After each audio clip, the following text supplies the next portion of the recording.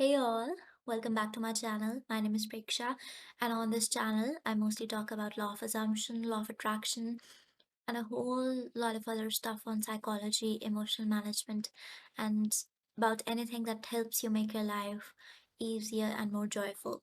So, without any delay, let's get on with the video. So, so this is all about law of attraction as we popularly call it, and I personally refer to it as law of assumption, but it's all the same thing. I think it's just a difference of terminologies. So, I will be sharing with you my own process and my own understanding of the law, and I will try to make it as simple and cogent for you. And I actually have a very peculiar thing today. I have these little tiny buddhas that I will be using so you can understand it better, and I will be explaining to you one by one. So, yeah, I think I'm gonna call this video the basics of manifesting. So, first of all, I'm going to use this one right here. Do you see it? Yeah. So, the first, the basic step in manifesting is asking. The second step is believing, and the third is receiving. So, I'm going to make it a little more comprehensive, understandable for you. So, yeah, I think what you mean by asking and receiving is, first of all, you must have a clarity of your desire. Clarity of desire as in what you want. Because mostly in our mind, we have this image of what we don't want. We are always thinking about things we don't want, things we don't want to happen. So that creates a negative image in our minds. And for the law to work, the universe doesn't care, or your mind doesn't care whether you want it or not. It just cares about the constant dialogue in your mind. And if you keep saying that I don't want that, I don't want that, the image is still the negative one. If let's say suppose if you don't want to fall sick, you mostly have visuals of being sick and you just dread that part. So you are mostly focused on what you don't want. So the first thing is to figure out what you want. So this is what I think the Loa community means by asking. You need to have the clarity of desire as in what you actually want. And then there is the belief part, which means you have to believe it into being. You have to know that once you get your clarity of desire, that thing which you desire, the trait you desire, the physical thing you desire, the gift or whatever you desire is already yours. So that is the second step. And now I will use the other one, which is, this one.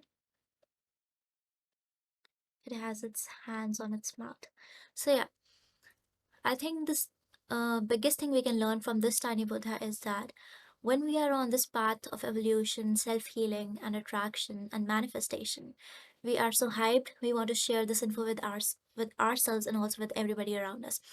So what we have to remember in this process is that everybody comes with a set of their own belief systems and which are most of the time contradictory to yours, and you don't know what type of person will take your manifestation process as what.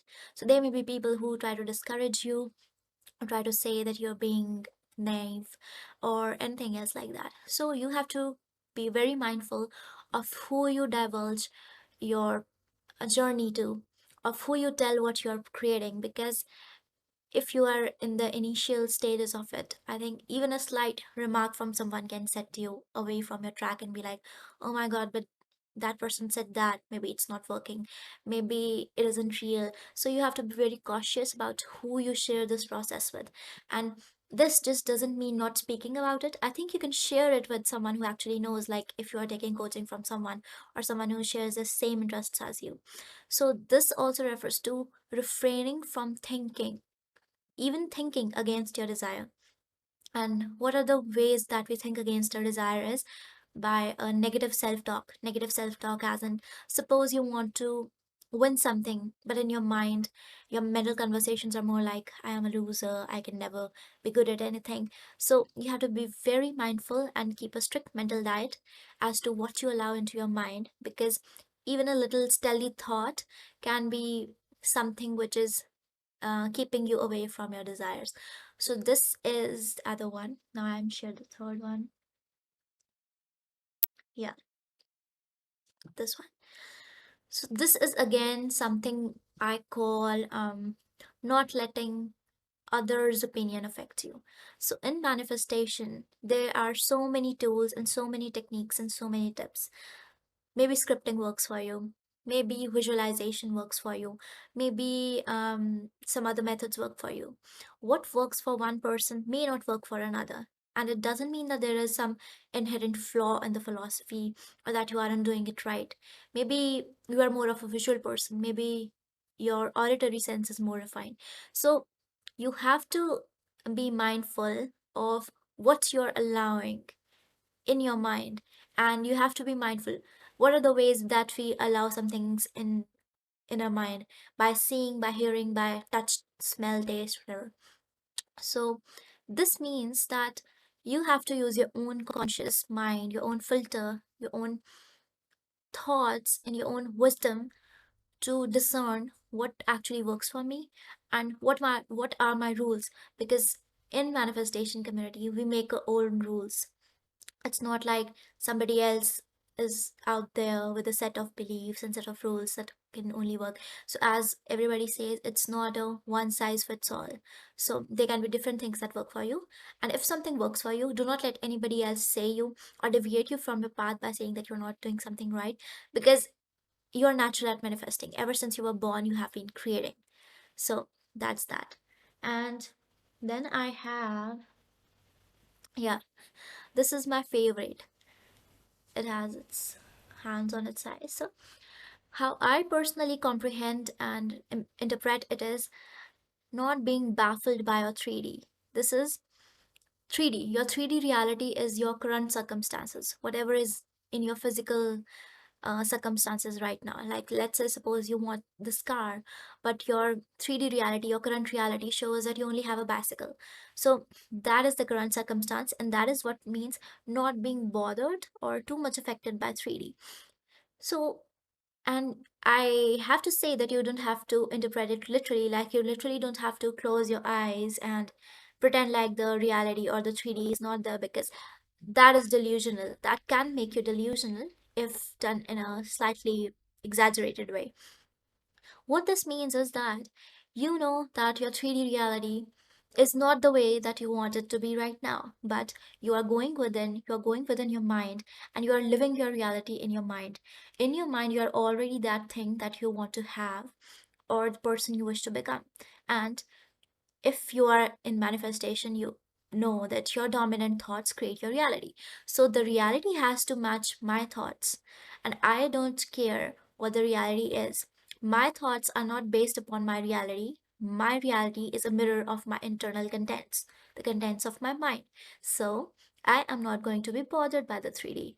And as Neville Goddard says, it is to look at the 3D or circumstances that are right now unwanted with the eyes of indifference, and then they will fade away. So, this is personally my favorite, because this is the part where most people are triggered the most when the manifestations are in the coming process. They have not yet manifested, and they're coming, and there's this period of waiting because there is generally some lag time, because you have to clear the muck in your mind and opposing beliefs and everything else. So, there's generally some delay.